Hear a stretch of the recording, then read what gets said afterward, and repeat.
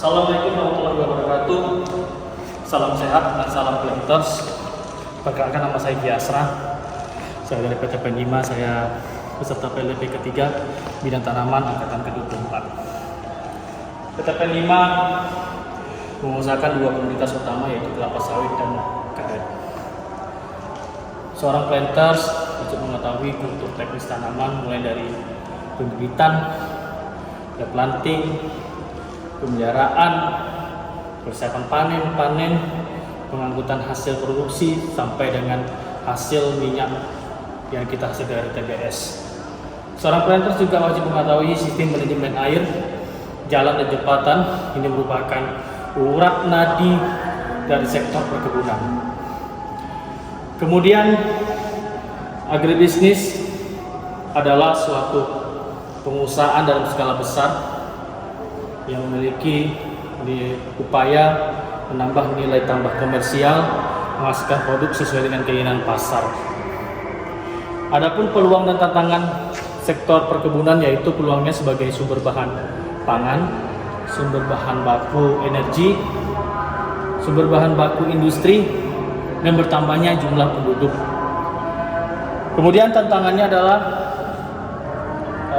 biaya yang lebih tinggi, kemudian kondisi SDM yang masih relatif rendah, pengusahaan luasan yang cukup besar, kemudian isu perdagangan, liberalisasi perdagangan, isu lingkungan, penjarahan, dan kondisi dengan campur tangan oleh tangan pemerintah.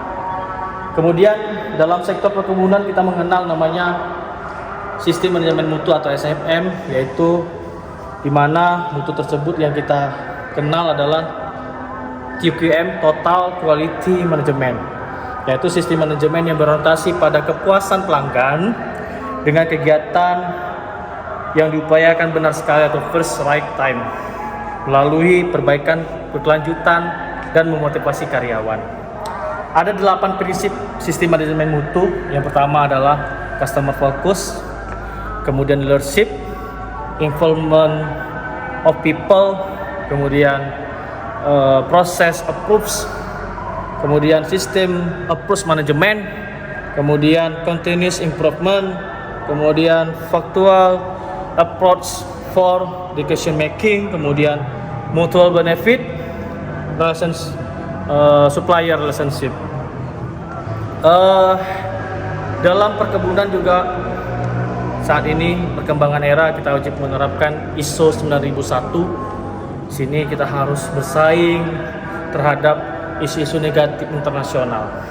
Kemudian di dalam keselamatan kesehatan kerja juga perusahaan wajib menuntut namanya kesehatan keselamatan kerja, di mana K3 sesuai dengan PP nomor 50. K3 adalah suatu kegiatan untuk menjamin dan melindungi keselamatan dan kesehatan tenaga kerja dan segala upaya pencegahan kecelakaan kerja dan penyakit akibat kerja. Di dalam K3 dikenal dengan dua kondisi, di mana unsafe condition, yaitu sebuah kondisi di tempat kerja yang berpotensi menimbulkan kerugian. Kemudian unsafe action adalah segala tindakan yang berhubungan aktivitas yang pekerja yang dapat menyebabkan kecelakaan kerja.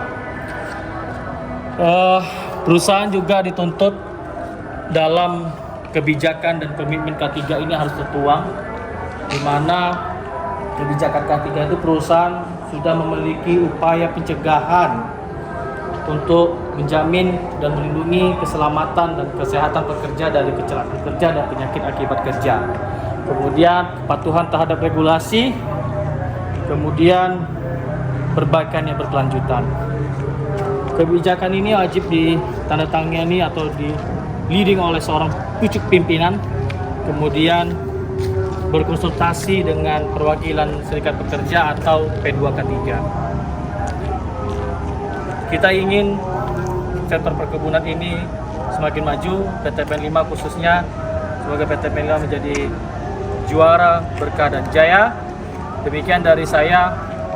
Terima kasih. Assalamualaikum warahmatullahi wabarakatuh.